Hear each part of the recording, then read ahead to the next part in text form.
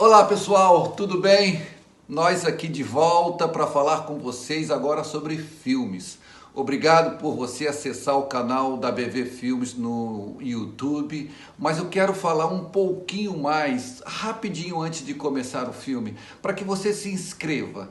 Faça a sua inscrição, clique no sininho para você receber as nossas notificações, para que cada vez mais possamos ter bons filmes, incluir ótimos filmes para vocês aí assistirem gratuitamente. Nós estamos com vários projetos de novos filmes, de trazer excelentes filmes. Além das bíblias, além dos livros, nós queremos lhe proporcionar este entretenimento para você e para sua família. E além de tudo, uma edificação espiritual. Não esqueça também de ir lá no Instagram, fazer a sua inscrição, seguir a gente lá no Instagram também. E Deus te abençoe ricamente. Eu conto com a sua ajuda. Dá um seu clique aí, faça a sua inscrição. Tchau. 1000 anos de história da igreja. A história da Bíblia.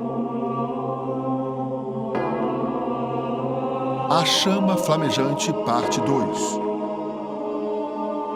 Uma distribuição BV Filmes.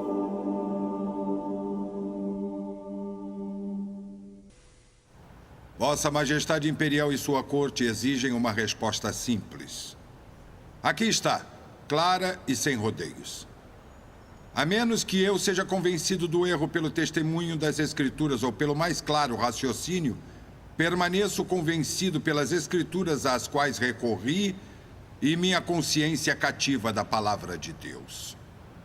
Não posso retratar-me e em nada me retratarei, pois agir contra a consciência não nos é seguro, nem possível.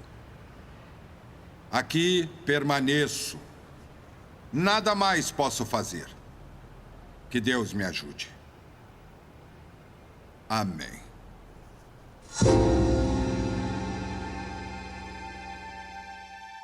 Quando, após este discurso desafiador na Assembleia de Worms em 1521, Martinho Lutero foi declarado um notório herege.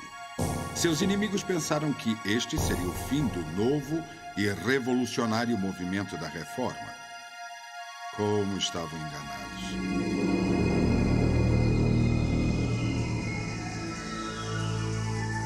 Um movimento que começara poucos anos antes, quando as 95 teses ou questões para debate de Lutero foram afixadas na porta da igreja de Wittenberg, se espalharia por todo o mundo conhecido na época.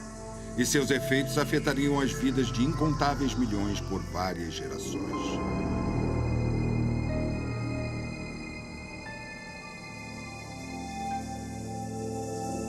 Lutero deixou a Assembleia de Worms mediante a garantia de salvo-conduto do imperador. No entanto, esta garantia duraria apenas 21 dias. E os amigos de Lutero estavam convencidos de que não chegaria nem mesmo ao final deste prazo. Eles temiam que os inimigos da Reforma o perseguissem e o matassem. Então elaboraram um plano ousado.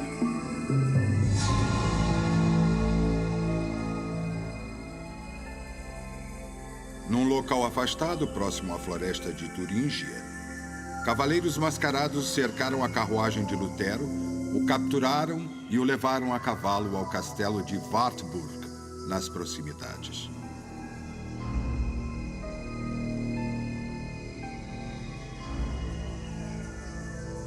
Em Wartburg, durante as semanas seguintes, quando a tonsura do monge desapareceu e a barba cresceu, Martinho Lutero tornou-se Junker York.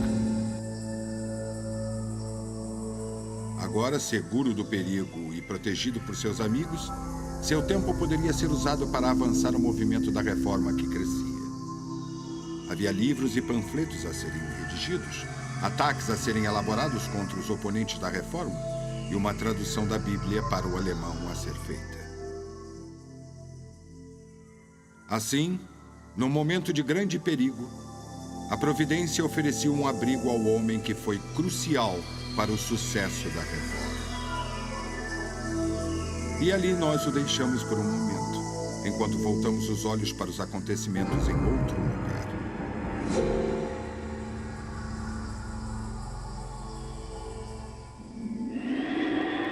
Entre todas as colheitas, a da verdade é a mais lenta a amadurecer. Em nenhum outro lugar isto é observado de forma mais clara do que nos eventos que antecederam a Reforma na Inglaterra. John Wycliffe, por exemplo, foi a estrela da manhã da Reforma e foi em grande parte através da sua tradução das Escrituras, mas não somente da sua tradução das Escrituras, mas nos artigos que Wycliffe enviava para ensinar as Escrituras, é que começamos a ver o impacto da Reforma. E isso se espalhou por toda a Europa, até John Huss. John Huss influenciou Martinho Lutero, e Martinho Lutero começou a influenciar praticamente toda a Europa, e particularmente quando ele começou a traduzir a Bíblia para a língua do povo alemão. E as pessoas podiam lê-la. Então vemos que, conforme a Bíblia tornou disponível às pessoas em sua própria língua, causou um tremendo impacto na vida, nas obras e no testemunho da igreja. E isso, por sua vez, e acredito que esse seja um aspecto muito importante, isso, por sua vez, causou impacto na vida da sociedade. Transformou toda a perspectiva da sociedade. E já sabemos que quando as pessoas são transformadas, o mundo é transformado. Pouco mais de um século e meio antes que as teses de Lutero fossem afixadas em Wittenberg, John Wycliffe, um sacerdote inglês, havia começado sua própria batalha contra os abusos do clero na Igreja da Inglaterra, e em particular com os frades mendicantes. Mendicantes eram membros de ordens religiosas que ganhavam a vida mendigando nas comunidades onde viviam. As duas principais ordens que eram consideradas mendicantes eram os franciscanos e os dominicanos, as duas batizadas segundo o nome de seus fundadores. São Francisco de Assis fundou a ordem dos franciscanos e São Domênico fundou a dos dominicanos. E no início, as duas ordens tinham regras simples e severas, segundo as quais todos os membros deveriam viver. E as regras eram impostas por seus fundadores. No entanto, mesmo enquanto os fundadores ainda viviam, as ordens tentaram amenizar as regras e facilitar o estilo de vida. Na época de Wycliffe, o estilo de vida, tanto dos franciscanos quanto dos dominicanos, não seria reconhecido por Francisco ou Domênico. Os dominicanos, por exemplo, estavam envolvidos com a venda de indulgências, e é interessante que, na época de Lutero, Tetzel, o monge que estava vendendo indulgências e que tanto despertou a ira de Lutero, era na realidade dominicano. A razão pela qual Wycliffe se opôs às ordens foi por ver a corrupção que ocorria nas duas ordens. Havia muita pregação sendo feita e Wycliffe tomou uma atitude contra isso ao criar, de certa maneira, uma nova forma de ordem dominicana, enviando trechos das Escrituras para o campo, para pregar às pessoas a mensagem simples do Evangelho. E, ao fazer isso, ele se opôs às ordens mendicantes existentes. Wycliffe morreu em 31 de dezembro de 1384. Quase um século e meio se passaria antes que a grande transformação religiosa pela qual ele havia trabalhado e que havia desejado se tornasse realidade. Mas foram a sua visão e o seu testemunho incansável que colocaram em ação o desejo de mudança. Por esta razão, Wycliffe é merecidamente chamado de Estrela da Manhã da Reforma.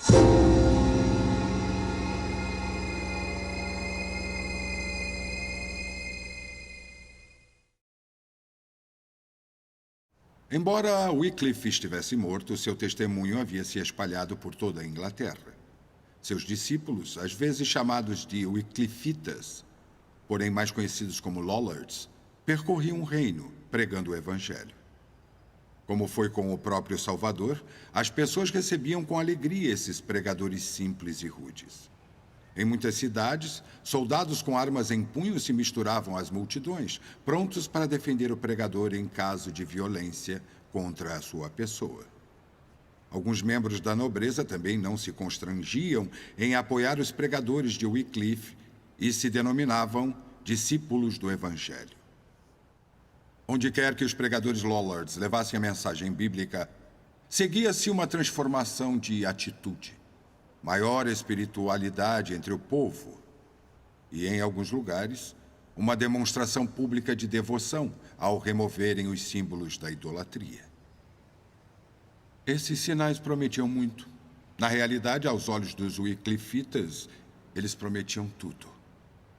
No período de 10 anos após a morte de Wycliffe, eles fizeram uma petição ao parlamento por uma reforma na religião, acreditando que o país estava pronto para lançar fora o jugo de Roma. O que não conseguiram entender, entretanto, foi que a reforma não acontece por uma lei do parlamento ou por um decreto real. A reforma deve crescer nos corações das pessoas. Deve ser plantada pelo trabalho paciente dos evangelistas e deve ser regada com frequência com o sangue dos mártires. Este seria o caminho para a reforma na Inglaterra.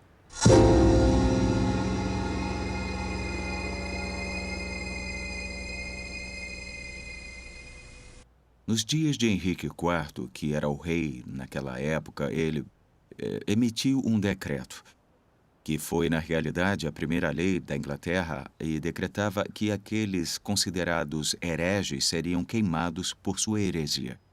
Mas isso não havia sido colocado em prática até aquele momento, é claro, e um dos primeiros homens a serem martirizados graças a essa lei foi William Sawtry. Ele não era um sacerdote, mas os outros sacerdotes e o clero, na época, reconheciam que William Sawtry tinha, na realidade, tomado em seu coração a verdade do Evangelho como realmente é e se sentiam ofendidos com isso. Eles o viam como um sucessor dos Lollards. Consequentemente, se opunham fortemente a ele. Eles também o queriam como um teste para essa nova lei. Ele foi julgado e, em seguida, condenado, levado à morte na fogueira como um herege, nos termos deles. Obviamente, ele era um homem que cria na Bíblia, que cria na suficiência da obra de Cristo e que se alegrava nisto. Na realidade, durante seu julgamento, ele foi confrontado com questões como a missa e a veneração da imagem da cruz, porque as pessoas beijavam a cruz e se curvavam diante da imagem da cruz. E William Sawtry disse: em vez de eu adorar a cruz onde Jesus Cristo sofreu, eu adorarei o Jesus Cristo que sofreu na cruz. E, obviamente, isto era pertinente ao que acreditava e uma declaração muito clara de onde ele depositava a sua fé. E os sacerdotes se iraram e William Sawtry foi morto na fogueira.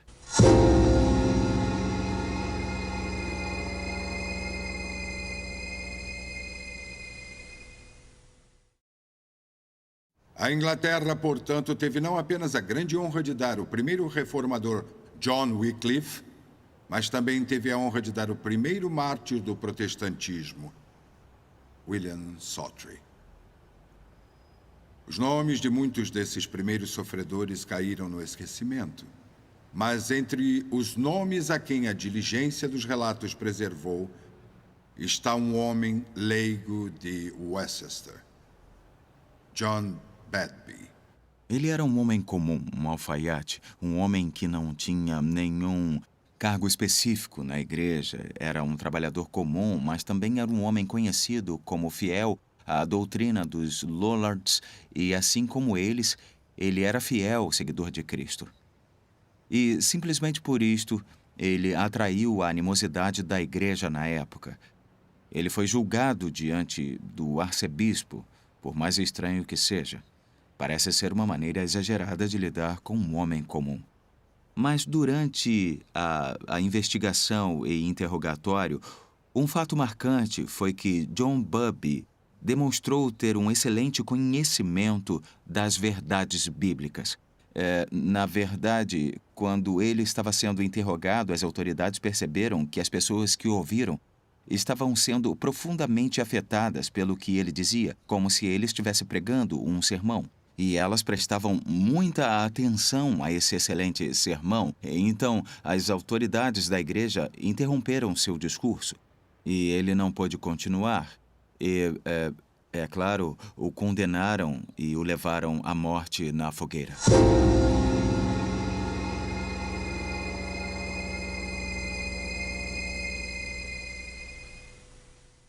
Ainda viriam muitos outros John Badbys na Inglaterra, antes que a liberdade religiosa se tornasse a regra. Mas a simples fé num relacionamento pessoal com Deus, livre de qualquer aparato de superstição, os sustentaram durante as chamas mais ardentes. Um dos aspectos dos martírios na Inglaterra durante esse período foi que eles afetaram, como já vimos, não apenas os sacerdotes que se convenceram da doutrina do Evangelho, e não apenas trabalhadores comuns como John Bubb, o alfaiate, mas também os nobres. E um dos primeiros mártires foi Lord John Cobham, Sir John Oldcastle era o nome dele, que apoiava fortemente os ensinos de Wycliffe, e na realidade foi responsável pela impressão de vários trabalhos de Wycliffe. E dizem que os pregadores Lollard iam até o seu castelo para obter cópias do trabalho de Wycliffe para ajudá-los em seu ministério. A princípio, Lord Cobham estava a salvo da perseguição oficial graças à sua amizade com o rei. Mas quando o rei morreu e Henrique V assumiu o trono, aquela garantia de segurança foi perdida. E então o novo rei mandou trazer Lord Cobham para lhe falar pessoalmente e perguntar sobre a sua fé. E durante o questionamento ficou claro que Lord Cobham acreditava firmemente na autoridade das Escrituras. Ele foi interrogado pelo rei e pelas autoridades da igreja. Ele foi alertado a respeito de sua crença, mas ele disse que continuaria firme naquelas convicções, afirmando que a autoridade pertencia somente a Cristo através da sua palavra, e não à igreja em primeiro lugar. Bom, esta foi uma declaração muito contundente e corajosa, e logo depois Lord Cobham, de fato, foi preso pelo que acreditava. Ele conseguiu fugir e foi para outra parte do país, mas em seguida foi recapturado. E é claro que o fato dele ter fugido e ter sido recapturado irritou ainda mais as autoridades. E eles o condenaram a uma morte lenta e dolorosa na fogueira. Não foram benevolentes com ele, não lhe concederam o benefício de uma morte bem rápida. Ele teve uma morte lenta e excruciante. E ele era um nobre, era um homem conhecido, era um homem bondoso e generoso que também tornou-se um mártir pela verdade. Mesmo antes da execução de Lord Cobham, o lollardismo havia sido mais ou menos proibido. Era visto como revolucionário, uma ameaça para o rei e um risco para o Estado. De fato, um ato do parlamento aprovado em 1414 considerava a mesma coisa ser um Lollard ou um traidor. Reuniões e conluios dos Lollards foram invadidos e tantos seguidores foram presos que os presídios de Londres ficaram cheios. Mas nenhuma dessas perseguições poderia abalar o seu amor pela verdade e o seu desejo por liberdade de culto.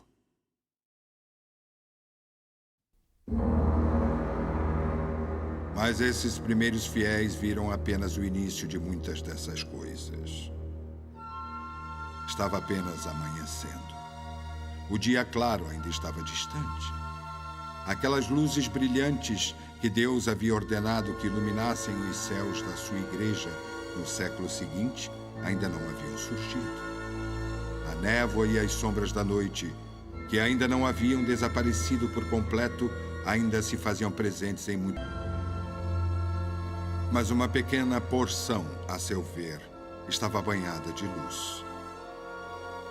Ficava bem no centro, onde antes estivera uma cruz. O supremo sacrifício fora erguido. Era o único objeto da sua fé. Rocha eterna, esperança para os pecadores. Nela, eles se firmavam. E o que quer que ameaçasse abalar a sua fé era instantaneamente rejeitado. Eles conheciam a voz do pastor e não seguiriam o estranho.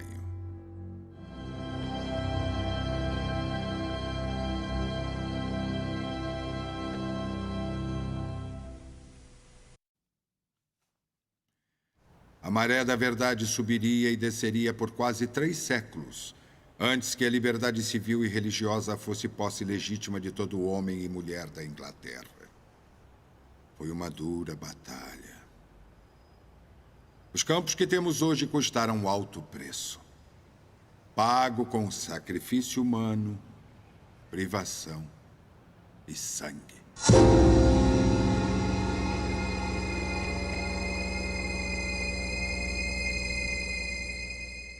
Nós vimos 3 exemplos de mártires em especial que sabemos que viveram nos reinados de Henrique IV e Henrique V, mas temos que lembrar que os martírios aconteceram periodicamente durante um espaço de quase 200 anos e muitas centenas de homens e mulheres na Inglaterra foram mortos por causa da sua fé em Cristo e sua devoção à sua palavra. Quando chegamos ao reinado de Mary Tudor, por exemplo, vemos que por um breve período, somente 3 anos e meio, e por volta disto, quase 300 pessoas foram condenadas à morte na fogueira ou em outro tipo de martírio. Vemos que não incluíam apenas os líderes da igreja, não apenas homens da nobreza, nem apenas cidadãos comuns, mas até mulheres da nobreza. Acho que um dos últimos martírios durante o reinado de Henrique VIII, por exemplo, é uma senhora que se chamava Anne Skew, uma mulher da nobreza. Era uma mulher jovem de 25 anos, que havia compreendido de forma maravilhosa a verdade da palavra de Deus, que foi interrogada e colocada sob pressão extrema, confrontada com os principais mestres da igreja na época, e ela basicamente os reduziu ao silêncio graças à sua maravilhosa compreensão das Escrituras. Mas no final, Anne Skew era uma jovem e acabou sendo levada ao martírio em Smithfield, que era o cenário de muitos martírios naquele período. Na verdade, durante todo aquele período de 150 anos, era o local onde aconteciam muitos martírios. A Inglaterra tem sido muito abençoada por Deus. E Londres, em especial, tem muitos lugares de interesse relacionados à história da fé cristã. Principalmente no tempo da Reforma, e agora estamos numa área de Londres, próxima a Smithfield, onde aconteceram muitos martírios durante o reinado da terrível Rainha Mary Tudor. O primeiro mártir a ser queimado foi em 4 de fevereiro de 1555, John Rogers. Ele era um ministro da Igreja do Santo Sepulcro, que fica na esquina da Holborn com a rua Giltspurg, em frente ao Tribunal Central. E naquele lugar ele fez um grande trabalho para Deus. E na realidade ele estava envolvido no trabalho de tradução da Bíblia, então ele não era qualquer um. Pode não ser tão conhecido quanto Tyndale, mas era um grande homem, sem dúvida nenhuma. E a rainha achou que ele seria a melhor opção para começar os martírios, então ele foi queimado aqui em Smithfield, naquele dia de fevereiro de 1555. E é claro que muitos outros o seguiram. Londres teve muitos mártires e todos foram trazidos aqui a Smithfield. No memorial de Smithfield, que fica localizado ao lado do Hospital São Bartolomeu, há 3 nomes mencionados. Na realidade, todos eles são John. Mas o segundo deles é especialmente interessante porque, embora ele tenha nascido em Manchester, no norte do país, ele foi para Cambridge e estudou no Pembroke College, em Cambridge, e costumava pregar no condado de Essex. Bradford foi preso com Cranmer, Latimer e Ridley na torre, e Latimer se referia a Bradford em suas pregações e texto como um homem santo, John Bradford. Não há dúvida de que era um homem muito consagrado, mas todos eles eram. Tantos foram mortos aqui em Smithfield, bem aqui em Londres. Nós agradecemos a Deus pela vida deles. Eles plantaram a semente e ela deu frutos para a glória de Deus. O único elemento que trouxe à reforma na Inglaterra, o ímpeto para mudar a nação, foi a ampla circulação da Bíblia na língua do povo. E foi assim em todos os países onde a reforma se consolidou. A própria Bíblia nos diz que ela é viva e eficaz e mais afiada que qualquer espada de 2 gumes, e julga os pensamentos e intenções do coração. E em nenhum lugar isto é ilustrado de maneira mais convincente do que nas vidas de 3 jovens, cada um desempenhando um papel significativo no progresso da reforma na Inglaterra. Uma das coisas mais importantes que aconteceram antes da Reforma na Inglaterra foi o surgimento do texto grego do Novo Testamento, preparado por Erasmo. Esse texto foi produzido por volta de 1516 e as cópias estavam disponíveis na Inglaterra. 3 dos homens que foram muito tocados pela leitura deste Novo Testamento em grego foram Thomas Bilney, John Frith e William Tyndale, alunos de Oxford e Cambridge, e eram muito jovens. A história de Thomas Bilney é especialmente interessante porque nos mostra como eram aqueles dias, quando as escrituras eram proibidas pelas autoridades da igreja, que mesmo para um homem que estava muito aflito com a sua condição espiritual, a ideia de pegar a Bíblia e lê-la no grego original era muito, muito difícil de encarar. Thomas Bilney tinha um grande peso no coração a respeito de sua condição espiritual. Ele ouviu sobre o Novo Testamento grego e achou que deveria lê-lo. Ele foi decidido a lê-lo, mas não conseguiu tocar nele. Então ele foi outra vez, e mais uma vez não conseguiu tocá-lo. E mais tarde ele foi outra vez porque sua preocupação era tão grande, e ele pegou o Novo Testamento e começou a ler e leu a carta de Paulo a Timóteo. Cristo Jesus veio ao mundo para salvar os pecadores. E aquele texto tocou Bilney profundamente, e ele se converteu, se tornou um novo homem. Nós já falamos de John Wycliffe e de seu desejo de colocar a palavra de Deus nas mãos de seus conterrâneos. Sua tradução teve algum sucesso e despertou seu ideal nos corações de outros. Mas foi prejudicada por sua dependência do latim em sua raiz e, mais ainda, considerando que a prensa ainda seria inventada, ela nunca teve larga distribuição. Isto não seria possível por mais de 1 século e meio. E quando a publicação da Bíblia em inglês de fato aconteceu, foi o ápice de anos de estudo, preparo, dedicação, sacrifício, dificuldades, perseguição e sigilo. E para muitos dos envolvidos, o martírio.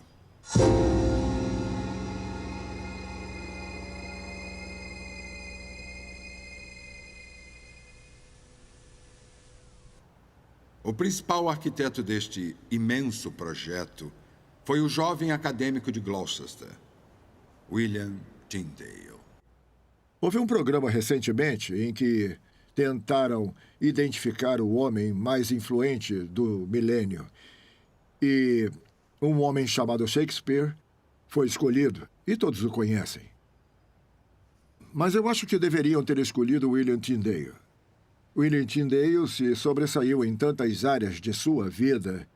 Ele fez tudo o que fez pagando alto preço e em grande perigo. Foram poucos os momentos de sua vida em que ele esteve fora de perigo, mas ele realizou muito. Tyndale foi o principal acadêmico. Ele foi o homem que se tornou responsável por traduzir as escrituras para o inglês e para garantir que a Bíblia em inglês chegasse ao povo de seu país.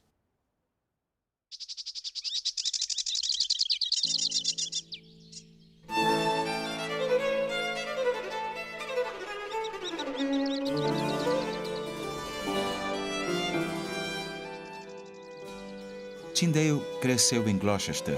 Seus pais e antepassados pertenciam à classe média e estavam envolvidos provavelmente no comércio de madeira. Portanto, ele não tem uma origem insignificante. Era uma família bastante importante. Ele foi estudar em Oxford e mais tarde foi para Cambridge, onde sabemos que teve contato com o Novo Testamento em grego. Ele se converteu e retornou a Gloucester.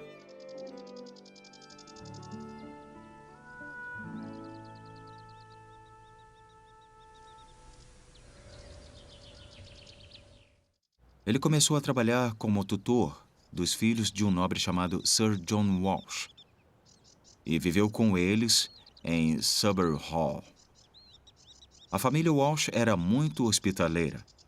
Também eram hospitaleiros com o clero local. Então, periodicamente, eles recebiam vários sacerdotes e lhes serviam uma boa refeição e desfrutavam da companhia deles ao redor da mesa. E quando essas refeições eram servidas e os sacerdotes estavam ali à mesa, ele também era convidado a sentar-se, pois era o tutor oficial da família. Eles tinham discussões, tinham debates, e ele conseguia refutar todas as ideias que os sacerdotes apresentavam. E um dos autores da biografia de William Tyndale afirma que os sacerdotes guardavam um rancor secreto contra o mestre Tyndale. Não gostavam dele. Este é o início da oposição a Tyndale.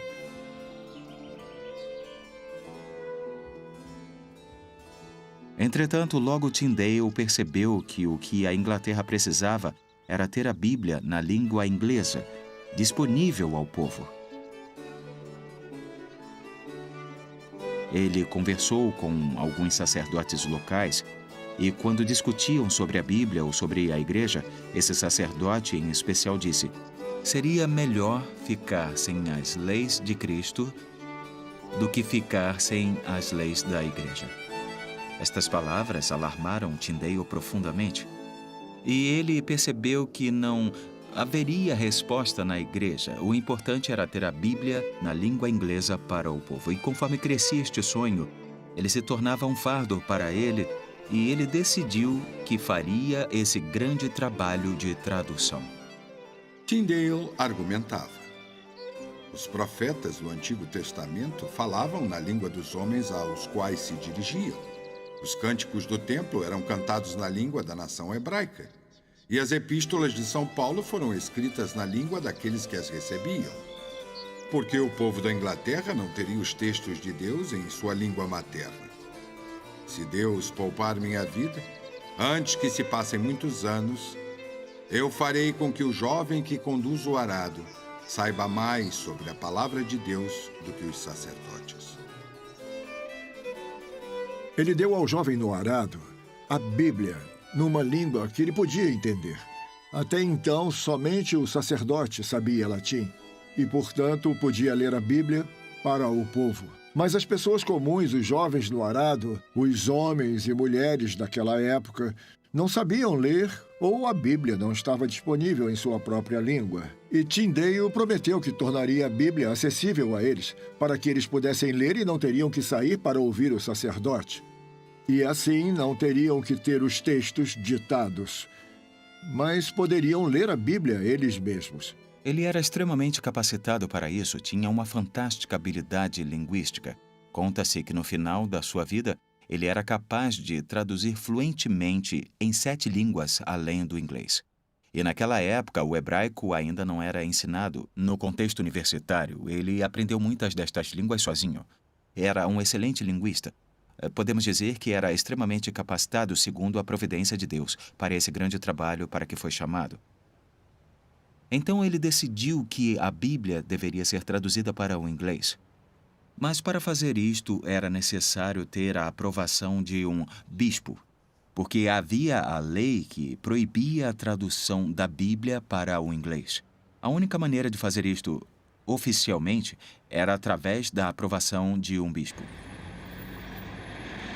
Ele decidiu que pediria a aprovação ao bispo Tuthbel Tunstall, o bispo de Londres. Tunstall era um acadêmico, era um homem de modos gentis e também havia contribuído com Erasmo na tradução de seu texto. Portanto, havia grandes possibilidades com o bispo Tunstall. Entre todos os bispos, ele seria o mais indicado.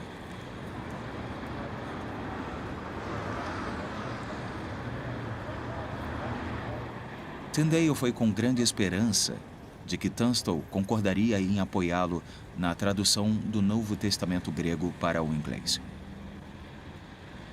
Mas ele ficou profundamente desapontado. Quando encontrou Tunstall, ele foi logo, a princípio, desencorajado de continuar. E mais tarde, Tunstall lhe mostrou que recusava terminantemente seu pedido. Ele disse: não há lugar em minha casa para este trabalho.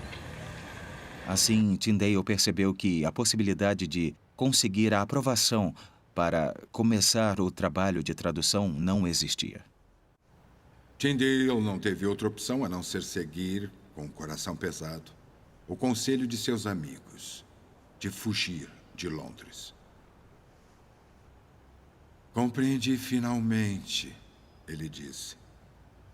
Não apenas que não há lugar no Palácio do Bispo para traduzir o Novo Testamento, mas também não há lugar para realizar este trabalho em toda a Inglaterra. Então ele decidiu que iria para o continente e que então lá ele faria o trabalho de tradução e enviaria as cópias de volta para a Inglaterra. Ele recebeu o apoio de Sir Humphrey Mammoth, que o encorajou a ir e que também lhe deu 10 libras, creio que foi isso, o que deveria ser uma grande quantia naquela época, e que permitiu que ele viajasse para o continente.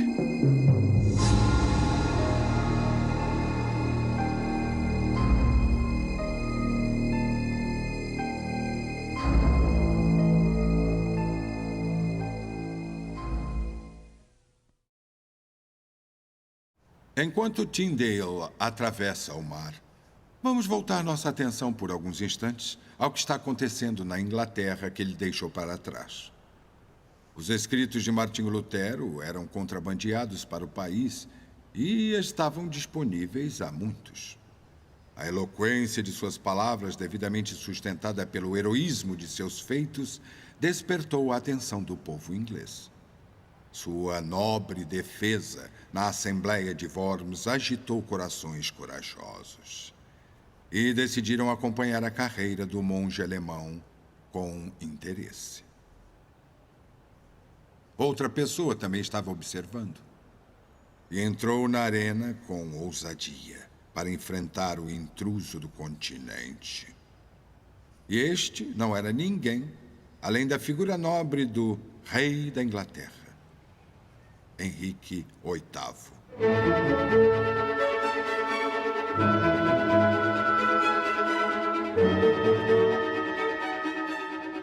Há uma lembrança de Henrique VIII em cada moeda do Reino Britânico até os dias de hoje. Procure o nome da Rainha Elizabeth II e você verá as letras DG, Reg, FD e a data. As palavras em latim significam pela graça de Deus, rainha, e FD significam Fidei Defensor, defensor da fé. Um título que foi dado a Henrique VIII pelo Papa, porque Henrique se opôs aos textos de Martinho Lutero e escreveu um tratado em defesa dos 7 sacramentos. O Papa ficou tão impressionado com isso que descreveu Henrique oficialmente como um defensor da fé. E Henrique manteve o título e ele foi legado para seus herdeiros e sucessores até o dia de hoje. Henrique, é claro, logo se desligou do Papa, como fazia com todos que discordassem dele ou que não aceitassem seus vários casamentos e divórcios. Ele também não era amigo daqueles que desejavam ver a Bíblia livremente disponível para o povo. Na realidade, durante o seu reinado, conspirando com o cardeal Wolsey, muitos foram perseguidos e queimados, porque se opuseram aos ensinamentos da Igreja-mãe. Entre eles estava John Frith, colaborador de Tyndale na tradução da Bíblia. Ao chegar em Hamburgo, Tyndale pegou os preciosos manuscritos iniciados na Inglaterra e se dedicou ao trabalho de tradução com vigor renovado. A ele se juntou William Roy, um ex-frade franciscano. E quando os evangelhos de Mateus e Marcos foram terminados, eles os imprimiram e então os contrabandearam para a Inglaterra, para o benfeitor de Tyndale, Mammoth. Graças ao encontro com o Sr. Humphrey Mammoth e ao fato do próprio Tyndale estar associado ao comércio de lã na importação e exportação, ele tinha contatos ali e conseguiu enviar as cópias completas do Novo Testamento de volta para a Inglaterra, escondidas em fardos de lã. Mas quando essas cópias das Escrituras voltaram para Londres e começaram a ser distribuídas no interior, As autoridades não demoraram a descobrir o que estava acontecendo e começaram a se opor à distribuição das escrituras, é claro. Tunstall estava à frente desta oposição e tentou fazer isto de várias maneiras. Primeiro, ele tentou demonstrar que a tradução de Tyndale era muito inadequada, mas o que realmente estava fazendo era ressaltar pontos em que a tradução não o agradava. Por exemplo, Tyndale usava a palavra congregação ao invés de igreja, e Tunstall achava que, de alguma forma, isto denegria a autoridade da igreja. Tyndale usava a palavra arrependimento em vez de penitência, e isto também atacava uma das falsas doutrinas que havia se tornado predominante na igreja. Ele também tentou mostrar de várias maneiras que a tradução de Tyndale não era fiel e também não era boa. Ele também fez algo muito mais dramático. Começou a reunir todas as cópias de Bíblia que encontrava e as queimava. Quando essa notícia chegou a Tyndale, ele ficou absolutamente chocado e não conseguia acreditar. Ele podia entender que um homem discordasse de sua tradução, mas não podia conceber que um homem como Tunstall, que havia colaborado com Erasmo na tradução do Novo Testamento grego, queimando de fato cópias da Bíblia, ficou em choque. Mas a sede pela palavra de Deus crescia, e Tyndale estava determinado a saciá-la. Qualquer que fosse o preço para si mesmo e para seus amigos. Para nós é difícil entender, mas é um fato da história que o trabalho de tradução encontrou obstáculos e oposição a cada passo. Tyndale estava em constante fuga daqueles que odiavam o que ele havia decidido fazer e que estavam determinados a reprimi-lo. Por exemplo, a certo ponto ele perdeu a maioria dos seus manuscritos. Teve que recomeçar. Foi um trabalho muito difícil e meticuloso. Lembre-se que ele era um homem sob a ameaça das autoridades de seu país e das autoridades no continente. Sir Thomas More, que era o chanceler na época, ficou muito frustrado porque nunca conseguiu deter os planos de Tyndale onde ele estivesse. Ele se referia a Tyndale como herege da Inglaterra, que não está em nenhum lugar, mas está em todos os lugares. Estava em todos os lugares porque seu trabalho estava prosseguindo, e em nenhum lugar porque não podia encontrá-lo. Portanto, Tyndale estava constantemente sob ameaça.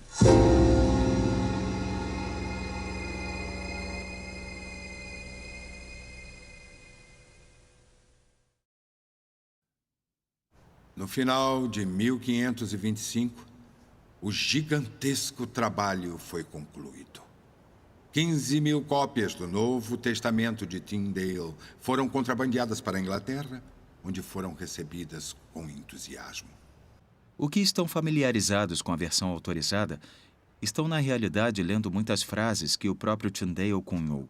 Trono de misericórdia, nele vivemos, nos movemos e existimos. Maravilhas do amor de Deus, as ternas misericórdias de Deus, todas essas frases são frases que Tyndale cunhou ao traduzir as Escrituras. E elas ainda são tão reais e tão poderosas e tão queridas a todos nós até hoje. Muitas das excelentes frases da versão autorizada vieram de Tyndale.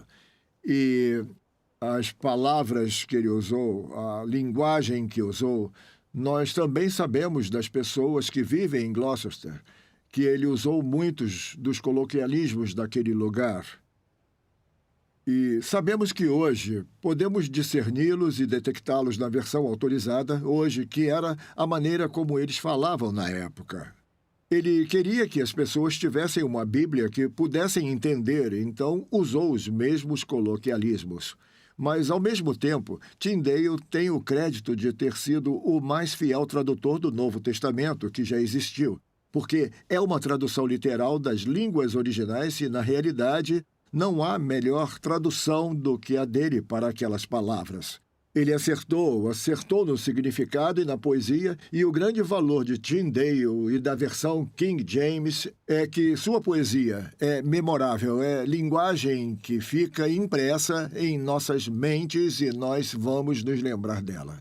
Bíblia Sagrada. Finalmente, as pessoas comuns podiam ler por si mesmas, como o excelente tradutor mesmo colocou. As palavras de vida eterna, através das quais, se nos arrependermos e crermos, seremos nascidos de novo, criados outra vez. Ainda que eu fale as línguas dos homens e dos anjos, se eu não tiver amor, serei como o bronze que soa ou como o símbolo que retine. Ainda que eu tenha o dom de profetizar e conheça todos os mistérios e toda a ciência, ainda que eu tenha tamanha fé a ponto de transportar montes, se eu não tiver amor, eu nada serei. O amor é paciente, o amor é benigno. O amor não arde em ciúme, não se ufana, não se ensoberbece, não se conduz inconvenientemente, não procura os seus interesses, não se exaspera, não se ressente do mal, não se alegra com a injustiça, mas regozija-se com a verdade. Ele tudo sofre, ele tudo crê, tudo espera e tudo suporta. Agora, pois, permanecem a fé, a esperança e o amor. Estes três. Porém, o maior destes é o amor. Mais tarde, Tyndale foi para Antuérpia e viveu ali em razoável segurança porque havia uma residência inglesa que lhe deu apoio, cujo proprietário, um rico comerciante inglês, ficou muito feliz em oferecer apoio e encorajamento a Tyndale. Infelizmente, Tyndale foi descoberto por um homem, um outro comerciante que na realidade era seu amigo, mas que acabou entregando Tyndale às autoridades e fazendo com que ele fosse preso no castelo de Vilvoorden, em Antuérpia. Ele ficou preso em condições extremamente ruins, um local úmido, frio e inóspito. Uma das últimas coisas que ele escreveu naquela prisão foi uma carta muito simples, perguntando se poderia ter uma cabana mais quente, porque suas condições e sua saúde em geral estavam se deteriorando.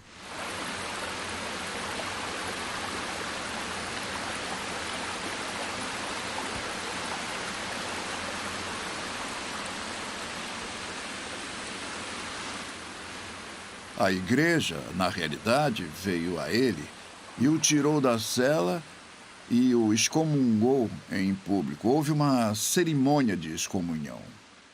Pegaram uma faca e dizem que usaram vidro também. Usaram dois instrumentos para raspar as suas mãos, tirando dele, como alegaram, o poder do óleo da unção que o consagrava como bispo de Roma. Ele foi mantido nesta prisão em condições inóspitas e mais tarde levado para ser queimado na fogueira.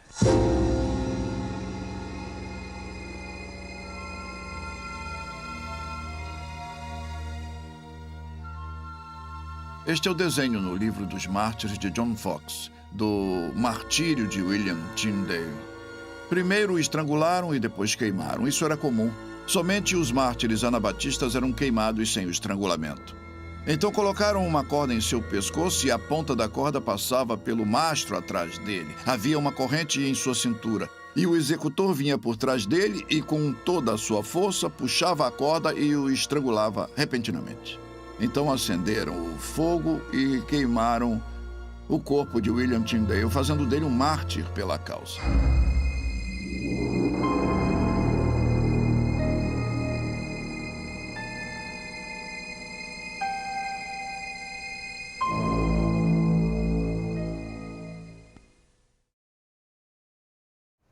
Quando Eliseu disse, abra os olhos do jovem, no livro de Reis, eu imagino às vezes se Tyndale estaria traduzindo isto quando foi martirizado, porque a última frase que Tyndale disse, enquanto amarravam o laço em seu pescoço, quando iam de fato queimá-lo na fogueira, ele gritou, Senhor, abra os olhos do rei da Inglaterra. E esta Para mim, é uma das declarações mais significativas já feitas por qualquer pessoa nos últimos 2000 anos. Abra os olhos do rei da Inglaterra. E lá estava ele, sendo levado à morte pelo seu trabalho, que era traduzir a Bíblia em inglês ao povo da Inglaterra. E ele morria por isto, mas seu coração e pensamentos estavam em seu país. E ele ora pelo rei, que na realidade o persegue. Ele ora pelo rei para que seus olhos sejam abertos e ele veja a verdade. E o fato marcante é que no espaço de 1 ano após a oração de Tyndale, a Grande Bíblia, como é conhecida, a Bíblia em inglês, terminada pelo amigo de Tyndale, Miles Coverdale, foi aprovada para ser lida nas igrejas do país. Isso é impressionante.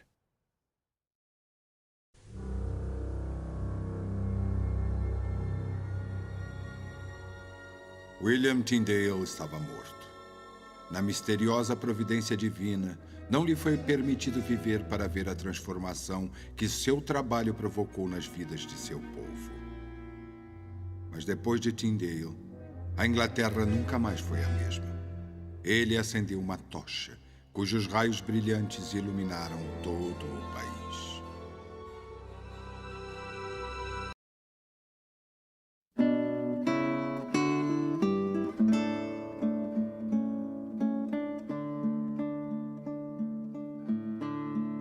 Nós vimos que a Inglaterra, no que se refere à reforma, partiu principalmente do ponto de vista político. A Escócia, ao contrário, partiu principalmente do ponto de vista religioso. A ideia dominante na Inglaterra era a emancipação do trono da supremacia papal. Na Escócia, foi a emancipação da consciência do sistema de fé que o Papa representava. O resultado mais marcante da reforma na Inglaterra foi o Estado livre. Na Escócia, foi uma igreja livre.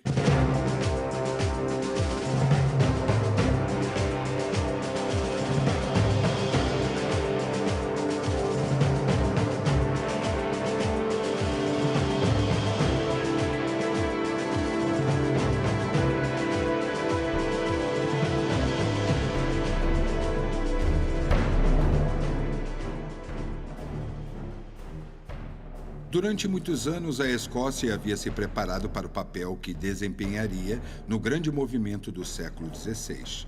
É bom lembrar que muitos achavam improvável que acontecesse.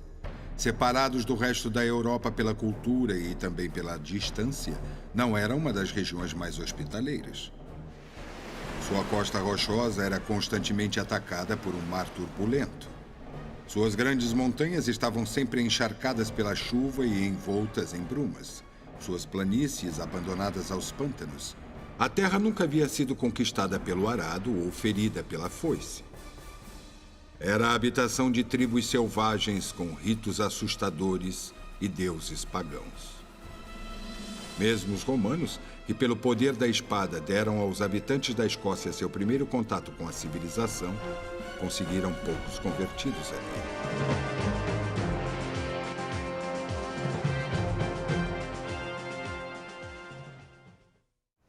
No rastro do poder romano vieram os missionários da cruz e depois Columba, atravessando os oceanos a partir da ilha para acender uma luz evangélica nas rochas de lona.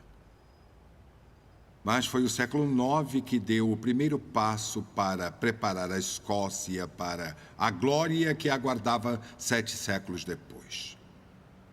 Em 838 d.C., os Picts e os Scots, que até agora haviam sido nada além de 2 clãs em constante conflito, foram unidos sob uma só coroa. A união fez deles um povo e os forjou em uma nação. E foi isso que possibilitou o fundamento para a futura reforma nacional da Escócia. A luta pela independência política da Escócia no século XIV foi um preâmbulo necessário para a sua luta por uma reforma religiosa no século XVI. Para contribuir com este grande conflito, que incluíram questões muito mais importantes do que aquelas sonhadas pelos guerreiros que lutaram e derramaram seu sangue, levantaram-se de tempos em tempos homens extremamente valentes.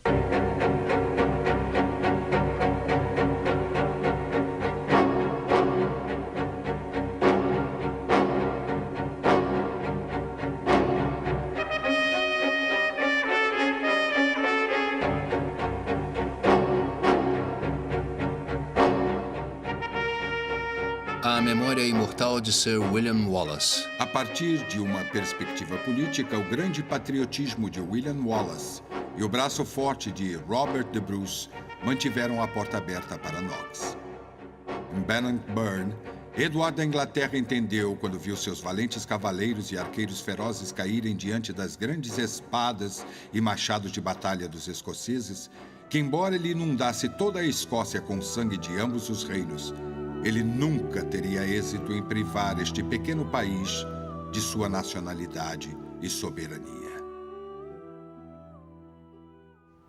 Como resultado da vitória de Robert de Bruce em Bannockburn, o Papa foi reconhecido como o senhor espiritual da nação. Embora isso fosse, de certa forma, um artifício político usado por Bruce para proteger seu reino dos ataques militares de sua vizinha ao sul, a Inglaterra, acabou fazendo com que a Escócia, embora independente politicamente, abrisse suas portas à influência espiritual de Roma. Isto, obviamente, em nada alterou o caráter espiritual do povo escocês. Com o tempo, a Igreja demonstrou uma atitude mercenária às necessidades seculares do povo e um desinteresse por suas necessidades espirituais. Assim, quando John Knox finalmente entrou em cena, o país e o seu povo estavam prontos para o toque da sua trombeta.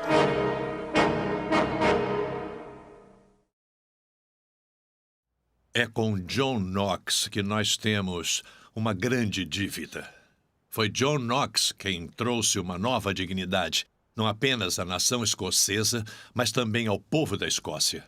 E ele fez isso porque estava convencido de que todo o quadro da reforma, de fato, dependia de uma compreensão da palavra de Deus e do significado da mensagem do Evangelho.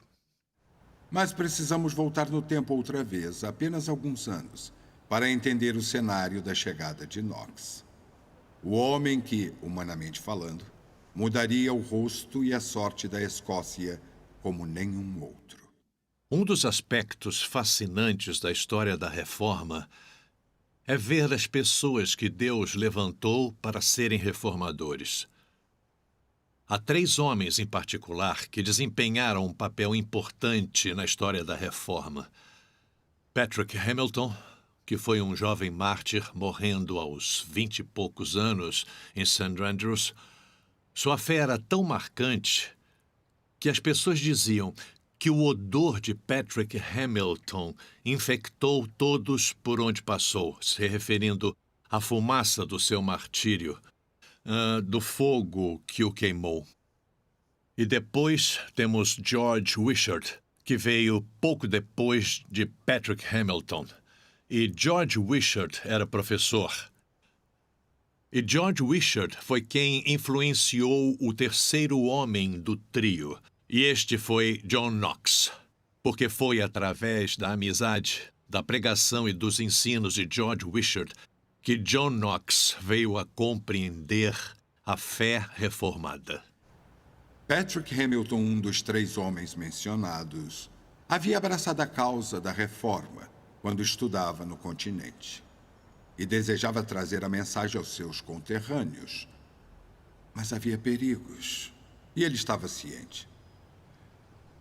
Poucos anos antes, em 1513, James IV e a flor da nobreza da Escócia haviam caído no campo de batalha de Flodden. James V era apenas uma criança, e sua mãe, Margaret Tudor, foi indicada nominalmente como regente. Mas o clero, liderado por James Beaton, o arcebispo de St. Andrews, havia assumido o controle do governo. A nova doutrina não seria popular enquanto eles estivessem no controle. Mas Patrick Hamilton era destemido. Com a espada de Beaton sobre sua cabeça, ele começou a pregar as doutrinas da reforma. Não é o chamado de São Francisco ou a túnica de São Domênico que nos salva, ele declarou. É a justiça de Cristo. Não é a cabeça calva que torna um homem santo, é o coração renovado. O que Deus exige de ti, ó homem, Que enumeres contas do terço todos os dias? Que repitas tantos Pai Nossos? Que andes tantas milhas em peregrinação? Isto é o que o Papa exige. Mas o que Deus exige de ti é que hajas com justiça, ame com misericórdia e ande em santidade. Patrick Hamilton era relacionado à linhagem real na Escócia. Ele era um cristão comprometido, muito dedicado à reforma liderada na Europa por Martinho Lutero. Mas Patrick Hamilton sofreu por sua fé e, em 1528, ele foi condenado à morte em St. Andrews. Uma testemunha da morte de Patrick Hamilton deu uma descrição em detalhes dos horrores do evento. O jovem foi amarrado ao mastro. Os feixes foram empilhados à sua volta e um saco de pólvora foi colocado entre eles para que acendessem mais rapidamente. Em nome de Jesus, disse o mártir, eu entrego meu corpo ao fogo e a minha alma às mãos do Pai. Uma tocha foi trazida. A pólvora explodiu, lançando pedaços de madeira no rosto de Hamilton, mas a madeira não se acendeu. Trouxeram mais pólvora e mais um pouco, mas a madeira se recusava a arder. Hamilton, dirigindo-se ao executor, disse suavemente: "Você não tem madeira seca?" Enviaram mensageiros até um castelo próximo em busca de lenha seca, e antes que voltassem, um dos acusadores de Hamilton, prior Alexander Campbell, permaneceu ali gritando: "Herege! Converta-se! Clame a Nossa Senhora!"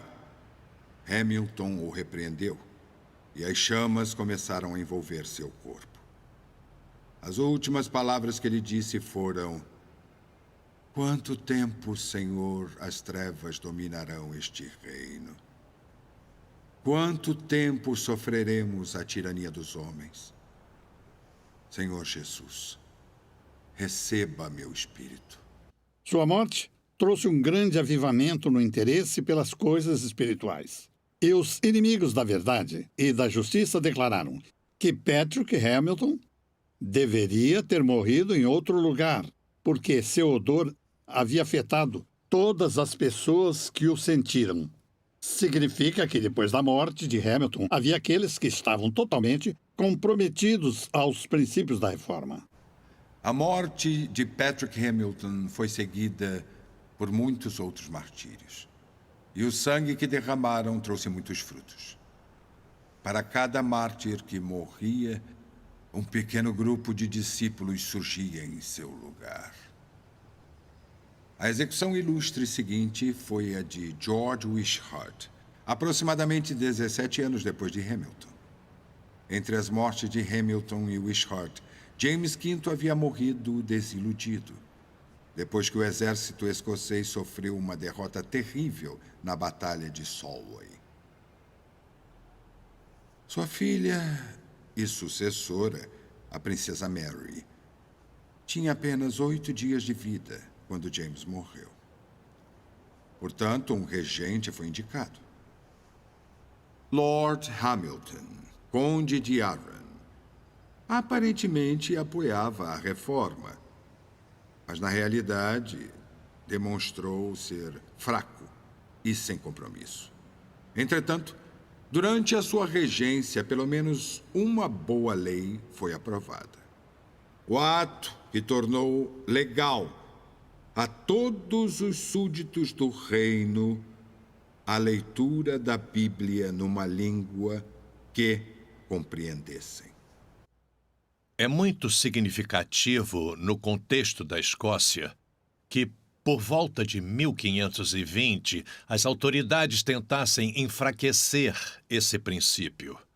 Elas tentaram privar o povo da oportunidade de ler as Escrituras. Emitiram um decreto para que nenhum escrito ou obra de Martinho Lutero ou de qualquer outra pessoa envolvida na tradução das Escrituras fossem aceitos na Escócia. Em toda a costa leste da Escócia havia navios vindos do continente. e em sacas de alimentos ou em fardos de tecido. Esses textos eram escondidos. E o decreto que foi aprovado dizia que se fossem pegos importando essas coisas não oficialmente, os bens seriam confiscados e os navios também seriam apreendidos. Em outras palavras, eles seriam destituídos do seu sustento.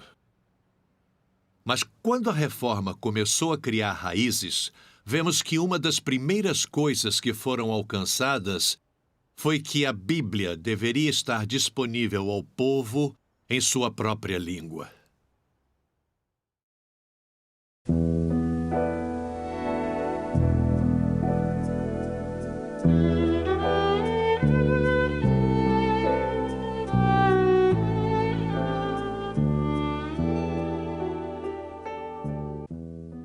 Conforme continuava a luta pela mudança, num ambiente de determinação obstinada, astúcia política e martírios insensíveis, houve incidentes que tiveram um colorido com uma dose de humor e certo toque celta.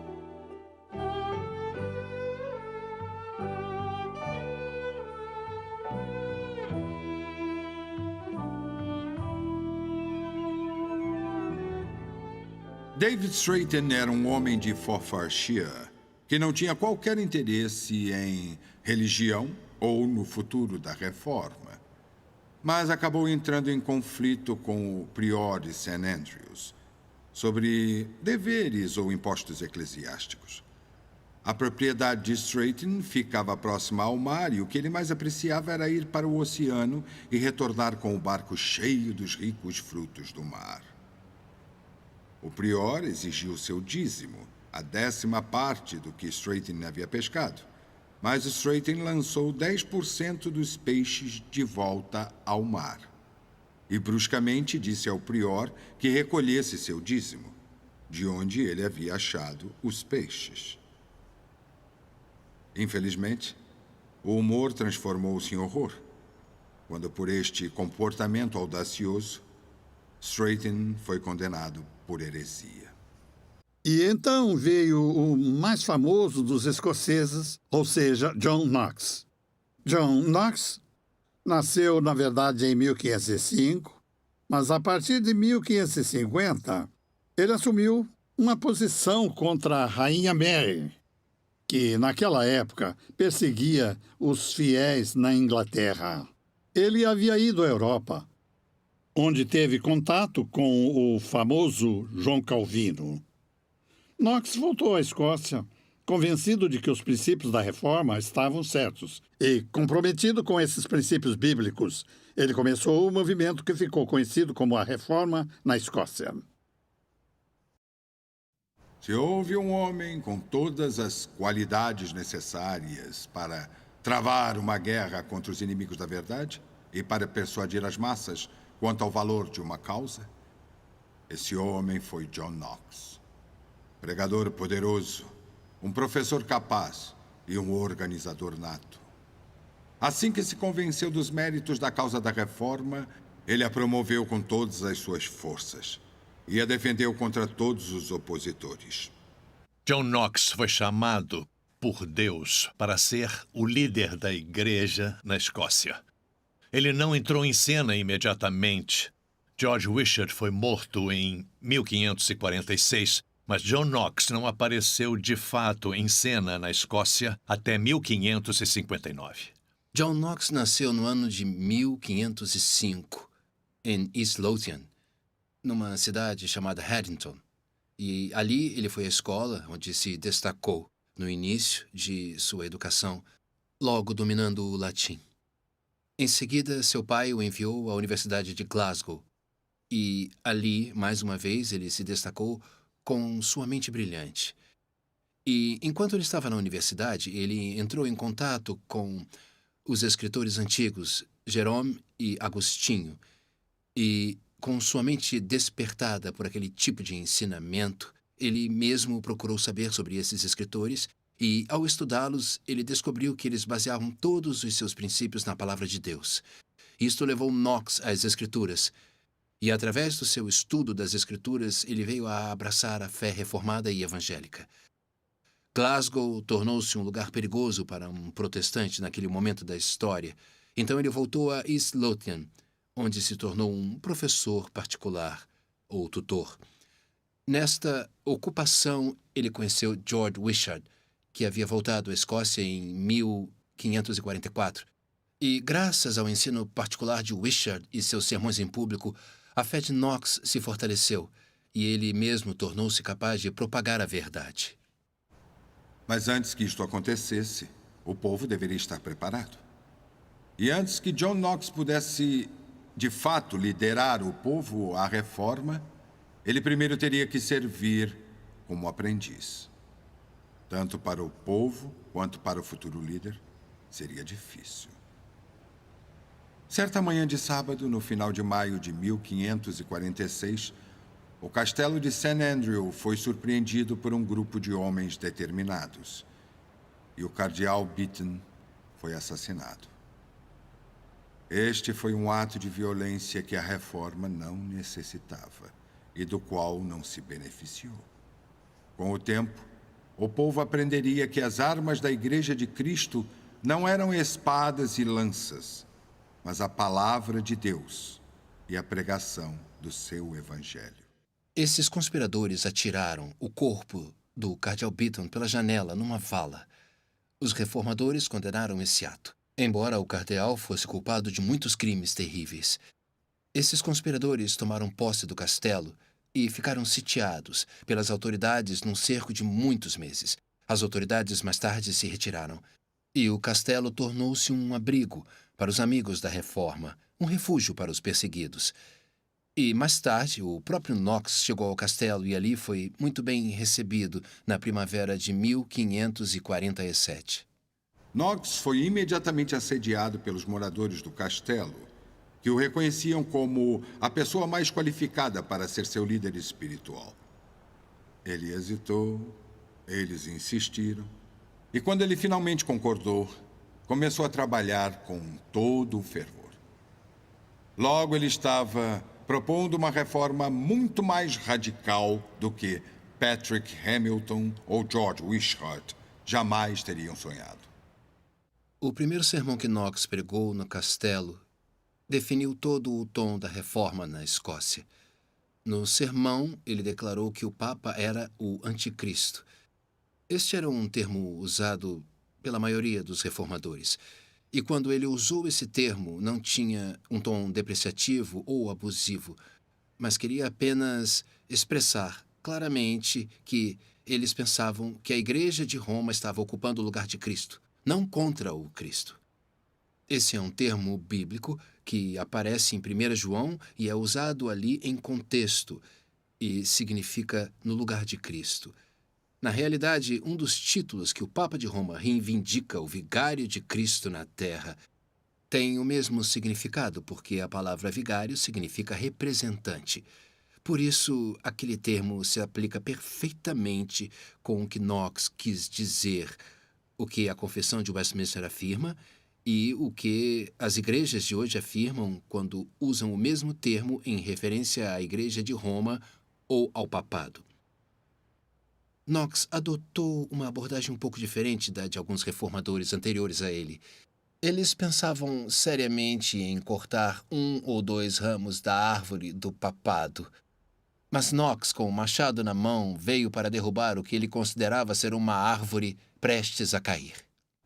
Entretanto, logo após Knox ter feito seu primeiro ataque contra o papado, ele foi afastado da cena da batalha. O castelo de St. Andrew estava cercado há meses, mas sem nenhum resultado. Então, em junho de 1547, navios franceses apareceram na costa.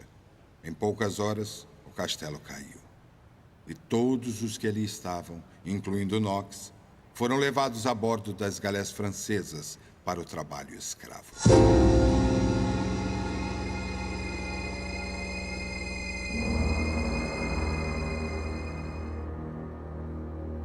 O trabalho da reforma parecia estar paralisado. Entretanto, esta pausa escondia uma bênção para a Escócia. Porque era necessário que o povo tivesse tempo para refletir no primeiro princípio da reforma que Knox lhes havia apresentado. Este afastamento da Escócia deu ao reformador tempo para se desenvolver. E eu creio que Deus, em sua providência, estava usando esse tempo para equipá-lo para a grande obra que havia preparado para ele nos anos que viriam. Na terceira parte de A Chama Flamejante, a continuação da história de John Knox e de sua batalha pela Escócia. O efeito da Bíblia de Tyndale na Inglaterra. Mais perseguições com Ridley, Latimer e Cranmer sendo levados às chamas em Oxford. O surgimento de João Calvino, herói de Genebra, e os Covenanters, cujo sangue tingiu a urze de muitas colinas na Escócia e cuja fé inspirou gerações. A Chama Flamejante, 1000 anos de testemunho cristão.